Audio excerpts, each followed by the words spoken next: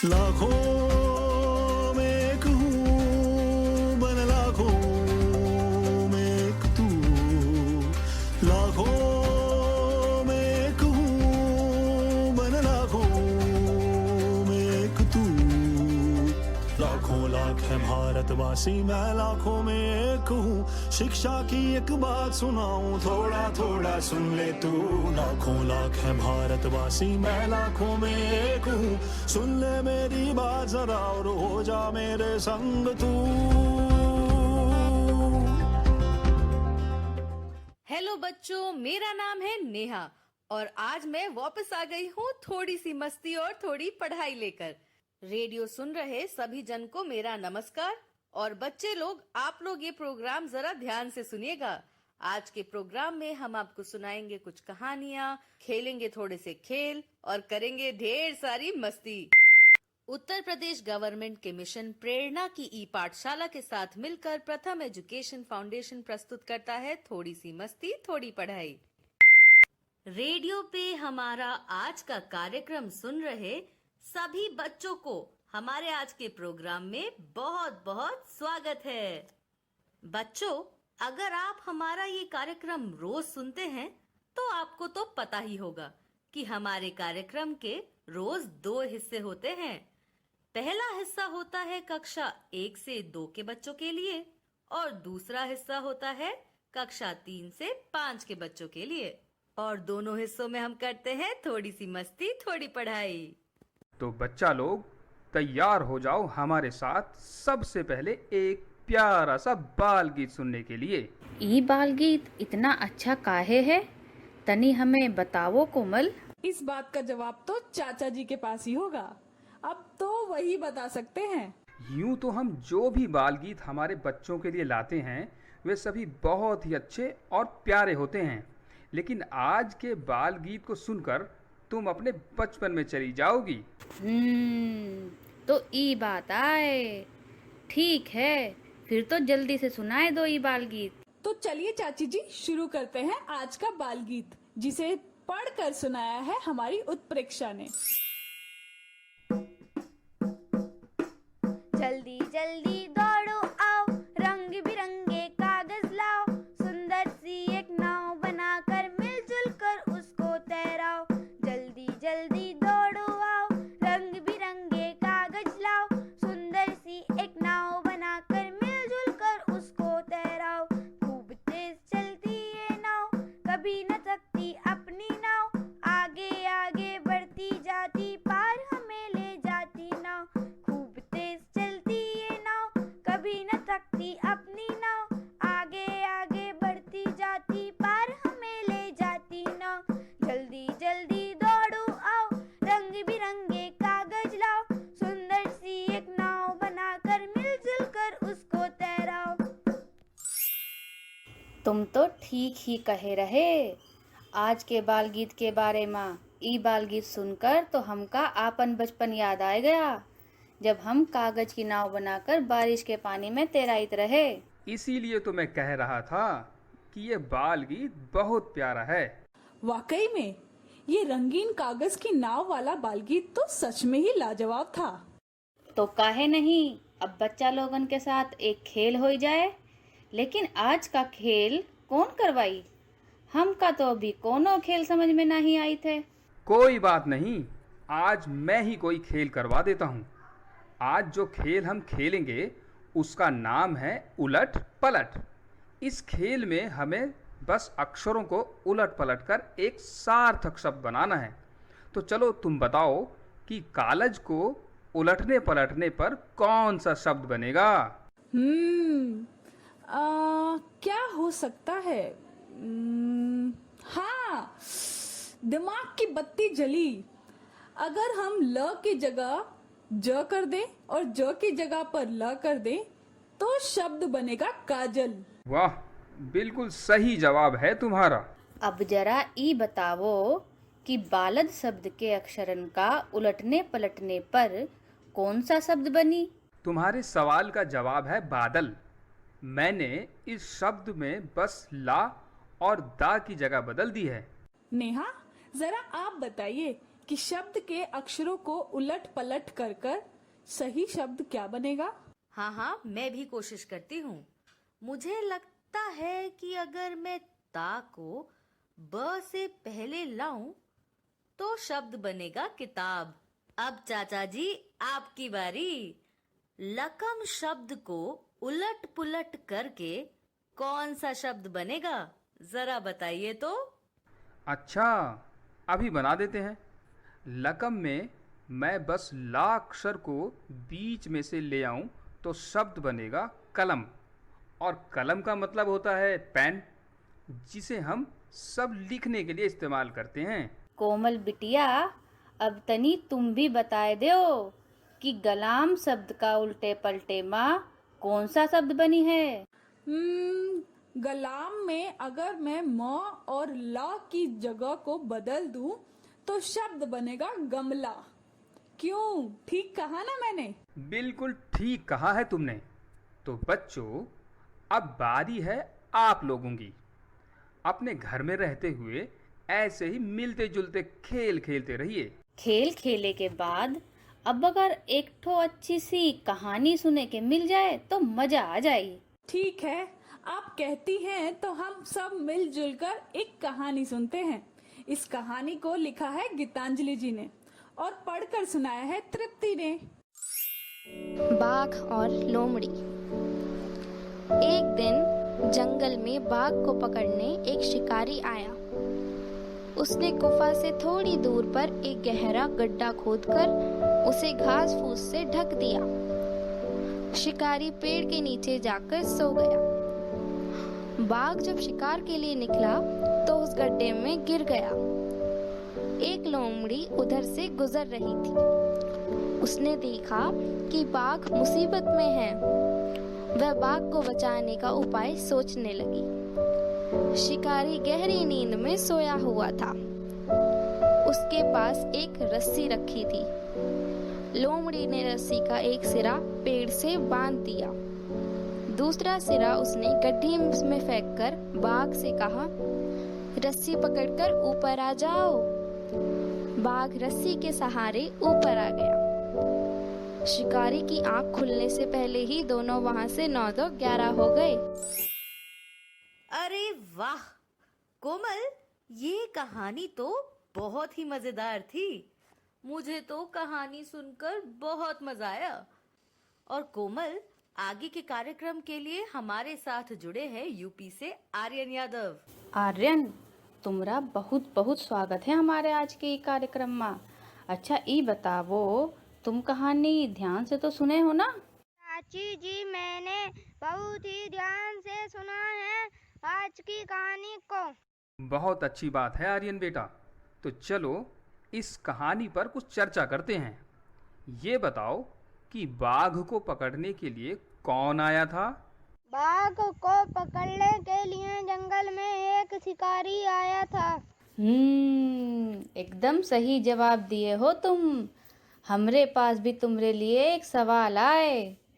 शिकारी बाघ को पकड़े खातिर का किए रहा? चाची जी, शिकारी ने गुफा से थोड़ी दूरी पर एक गड्ढा खोद दिया और घास से ढक दिया ताकि वह बाघ को आसानी से पकड़ सके।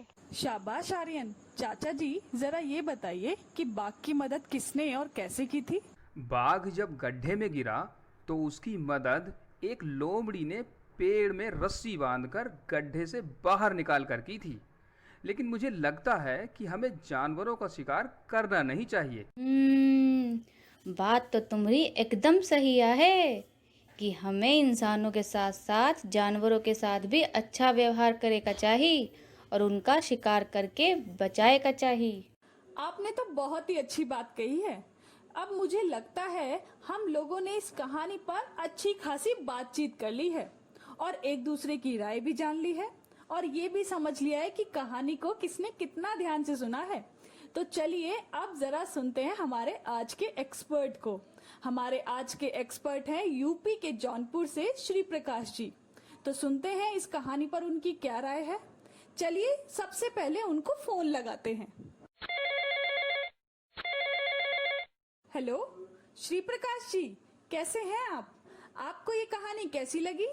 आप सभी को बहुत बहुत आभार। आपने हमें रेडियो कार्यक्रम में प्रस्तुतिकरण हेतु अवसर प्रदान किया। मैं श्री प्रकाश सिंह, प्रधानाध्यापक, आदर्श प्राथमिक विद्यालय मणियाहू प्रथम, रामनगर, जौनपुर, उत्तर प्रदेश में कार्यरत हूँ। यह कहानी बहुत ही प्रेरणादायक है। इस कहानी को सुनकर चूहे व शेर की दोस्ती याद आ गई। चूहे ने अपने नन्हे दांतों से जाल कुतरकर शेर की जान बचाई थी। इस कहानी से हमें यह शिक्षा मिलती है कि धरती पर सभी जीवों का महत्व है। किस समय कौन किसके काम आ जाए किसी को नहीं पता। अतः हमें सभी जीवों से प्रेम करना चाहिए। आपने कभी न कभी अपने दोस्तों की मदद की होगी। यह कहानी आप भी सुनते रहिए और अपने घर परिवार व दोस्तों को भी सुनाते रहिए। पुनः आप सभी को आभार एवं धन्यवाद। कितने अच्छे विचार हैं हमारे आज के एक्सपर्ट श्री प्रकाश जी के। धन्यवाद श्री प्रकाश जी, हमारे साथ फोन पर जुड़ने के लिए आपका बहुत बहुत शुक्रिया। आपके विचार वाकई बहुत सराहनीय हैं। हम लोग कहानी भी सुन लिए हैं, ऊपर चर्चा भी हो गई है और हमरे आज के एक्सपर्ट के विचार भी जान लिए गए हैं। तो चलिए अब हम लोग शुरू करित हैं हमरे आज के कार्यक्रम का दूसरा भाग, कक्षा 3 to 5 के बच्चों के साथ।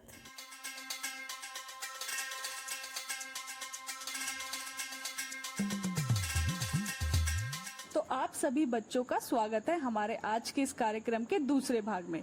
जैसा कि आप सभी को पता है, हम लोग रोज आपके साथ खेलते हैं कुछ खेल, सुनते हैं एक प्यारी सी कहानी, और आज तो हमारे साथ खेल खेलने के लिए आर्यन भी जुड़े हैं। बच्चों, इस महीने को सावन का महीना कहते हैं और इस मौसम में बारिश की शुरुआत होती है। सभी को बारिश की वजह से गर्मी से राहत मिलती है। और बारिश होए से सभी जीव जंतु, पशु पक्षी और प्रकृति का भी तो राहत की सांस मिलत है। बिल्कुल सही कहा आपने, लेकिन कभी कभी बहुत ज्यादा बारिश होने के कारण बाढ़ की स्थिति भी हो जाती है और कहीं कहीं तो जरा भी बारिश नहीं होती है, तो पानी की कमी भी हो तो ये भी बड़े परेशानी हो जाती है।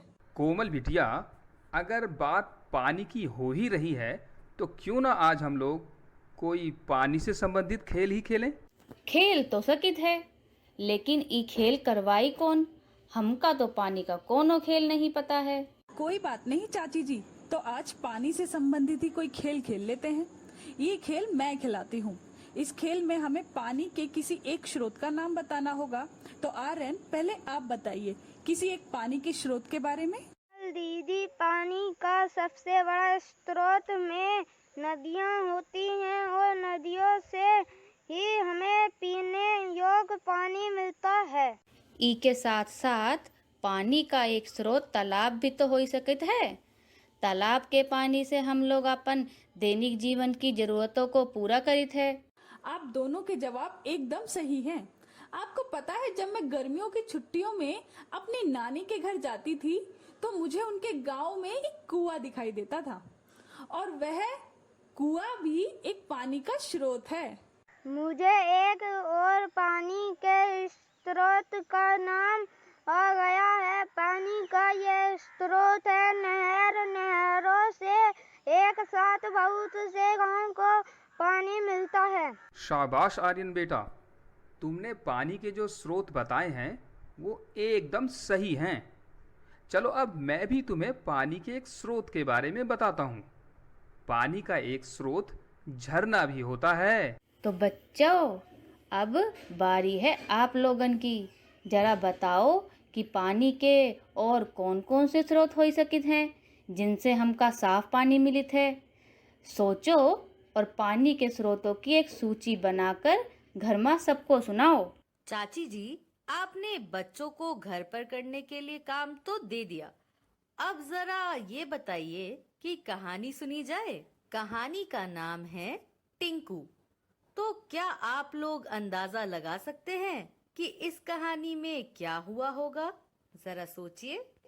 मुझे तो ऐसा लगता है कि टिंकू किसी छोटे बच्चे की कहानी होगी। चाचा जी, मुझे तो ऐसा लगता है कि ये कहानी किसी लंबी लड़की की होगी जिसका नाम टिंकू होगा। कोमल दीदी, मुझे ऐसा लगता है कि यह कहानी किसी यहाँ से बच्चे की होगी जो सबकी मदद करता होगा। देखो भाई, कहानी में तो कछु भी हो सकित है। अब जब तक की कहानी को ना ही सुनी है तब तक ई कह पाना बहुते मुश्किल हुई है कि कहानी माँ का आए। ठीक कहती हो भाग्यवान, तुम्हारा कहना भी बिल्कुल ठीक है। नेहा बिटिया, अब तुम जल्दी से कहानी सुना ही दो ताकि हम सबको पता लग सके कि टिंकू की कहानी में क्या रहस्य है। हा हा, ये की ना आपने पते की बात। तो चलिए सुनते हैं आज की कहानी जो हमें पढ़कर सुनाई है उत्प्रेक्षा ने। टिंकू नाम का एक आदमी था। उसकी टांगे बांस जैसी लंबी थीं। अपनी लंबी टांगों के कारण उसे काम करने में परेशानी होती थी। उसे झुककर घर में घुसना पड़ता था। सोते वक्त उसके पैर भी पलंग से बाहर रहते थे। उसे साइकिल भी चलाने में मुश्किलें आती थीं। एक दिन गांव वालों के साथ बैठकर उसने अपनी समस्या का हल निकाला। कुछ दिन बीते, उसे काम करने में मजा आने लगा। अब वह बिना झुके ही घर में घुस जाता है। सोते वक्त उसके पैर पलंग से बाहर भी नहीं लटकते हैं। वह अब आसानी से साइकिल चलाता है। आराम से बैठकर वह खाना खाता है। अब उसने सब कुछ अपने कद के अनुसार बनवा जो लिया है। क्यों, अब क्या कहते हो आप? कहानी सुनने के बाद कैसा लग रहा है आपको? कोमल बिटिया, अंदाज़ा सही हो या गलत, इससे कोई फर्क नहीं पड़ता, लेकिन अंदाज़ा लगाने से हमारी कल्पना शक्ति बढ़ती है कहानी के बारे में। क्यों आर्यन बेटा, ठीक कहा ना मैंने? चाचा जी, आपकी बात बिल्कुल ठीक है। अच्छा हुआ चाची जी जो आपने कोई अंदाजा नहीं लगाया। लेकिन जो भी हो, कहानी बढ़िया रही। कभी कभी हमरे पास कोनो चीज जरूरत से ज्यादा हो जाई थे तो उका नुकसान भी हो तो ज्यादा हुई थे, जैसा कि टिंकू को महसूस हुआ रहा। बात तो तुम्हारी ठीक है, लेकिन जब उसने गांव वालों से बात की तो उसका समाधान भी तो उसे मिल गया। टिंकू की टांगों का समाधान तो मिल गया, लेकिन अगर आपकी टांगे भी टिंकू की तरह लंबी होती तो आप क्या करते? अगर मेरी टांगें बहुत ज़्यादा लंबी होती तो थोड़ी परेशानी तो ज़रूर होती, लेकिन मैं इस बात से परेशान होता नहीं, बल्कि अपनी लंबाई से अपने गांव वालों की मदद करता। ये बात तो बिल्कुल ठीक है। अगर हम कोनो काम में कोनो की मदद करें तो ये बात तो बहुत अच्छी हुई थे। लेकिन आर्यन, ये बतावो कि टिंकू की टांगे कौन के जैसी लंबी रही?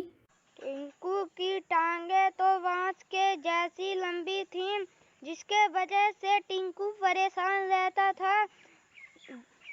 अब जरा आप बताएं कि सोते समय टिंकू के साथ क्या होता है? अभय बताए दे थे ई सवाल का जवाब। टिंकू जब भी सोइत रहा तो ऊके पैर भी पलंग से बाहर निकलत रहे। ई बात भी ऊके परेशानी की वजह रही। वाह भाग्यवान, तुमने तो हर बार की तरह आज भी कहानी को ध्यान से सुना है, तभी तो तुम्हारा जवाब एकदम सही है। नेहा, तुम बताओ कि टिंकू की समस्या का समाधान कैसे निकला? चाचा जी, टिंकू ने जब गांव वालों लोगों से बात करी तब जाकर उसके समस्या का हल निकला। टिंकू की समस्या भी तो थी ही ऐसी कि खुद से हल निकाल पाना उसके लिए तो बहुत ही मुश्किल था। तो फिर गांव वालों से बात करने के बाद टिंकू ने अपना पलंग, अपनी साइकिल और अपने घर को भी अपने लंबाई के हिसाब से बड़ा बनवा लिया। वाह नेहा बिटिया, लगता है तुमने भी इस कहानी को अंत तक ठीक से सुना था। तो बच्चों, टिंकू की कहानी तो आप लोगों ने सुन ली है। तो ज़रा सोचिए, जब आपके सामने कोई समस्या आती है तो आपकी मदद कौन करता है? सोचिए, पढ़िए और घर में सबको पढ़कर सुनाइए। ई कहानी को सुने और चर्चा करे के बाद अब हमार मन एक इंग्लिश की कविता सुने को करित है। अगर आप कहती हैं तो आज मैं ही आप दोनों को एक इंग्लिश कविता सुनाती हूँ। तो आइए शुरू करते हैं आज की ये इंग्लिश कविता, जिसको पढ़कर सुनाया है उत्प्रेक्षा ने। तो रेडियो सुन रहे बच्चे, आप भी इस कविता को ध्यान से सुनिएगा और अपने घर में रेडियो के साथ साथ गुनगुनाते रहिएगा। मम्मी डार्लिंग, पापा darling, I love you, I love you. See the baby dancing just for you, just for you. Mummy darling, papa darling, I love you, I love you. See the baby smiling just for you, just for you. Mummy darling, papa darling, I love you, I love you. See the baby clapping just for you, just for you. Mummy darling, papa darling, I love you, I love you. See the baby dancing just for you, just for you.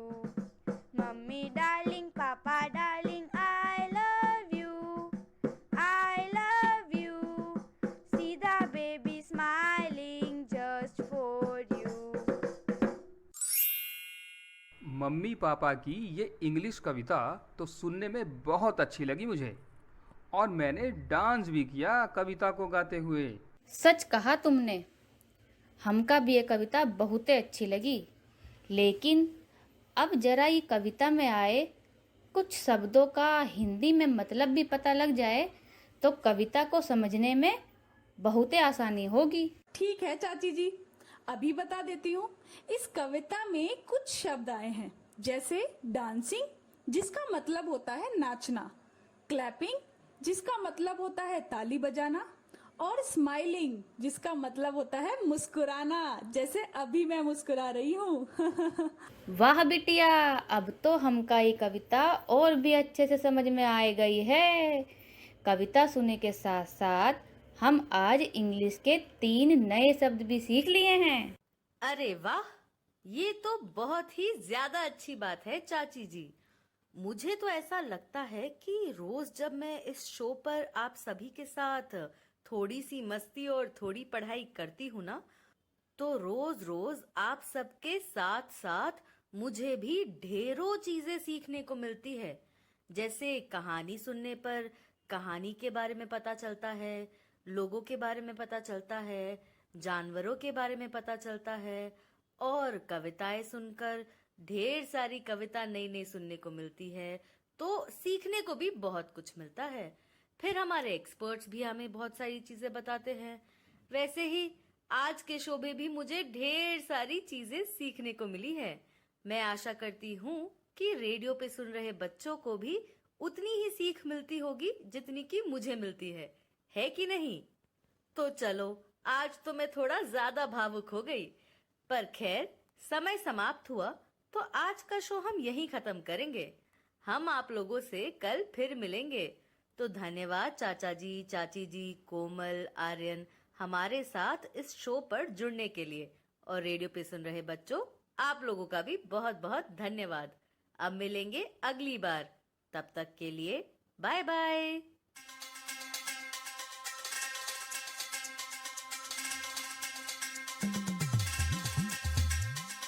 लाखों में एक हूँ, मन लाखों में एक तू। लाखों में एक हूँ, मन लाखों में एक तू। लाखों भारतवासी मैं लाखों में एक हूँ। शिक्षा की एक बात सुनाऊं, थोड़ा थोड़ा सुन ले तू। लाखों लाख है भारतवासी मैं लाखों में एक हूँ। सुन ले मेरी बात जरा और हो जा मेरे संग तू।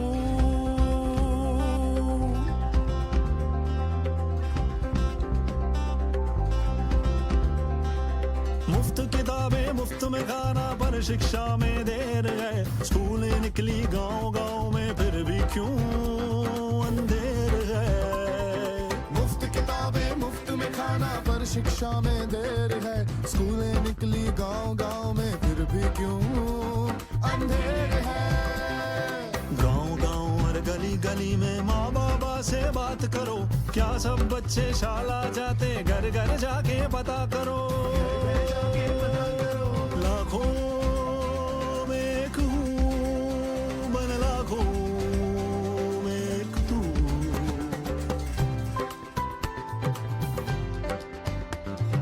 नाम लिखा है स्कूल में सबका,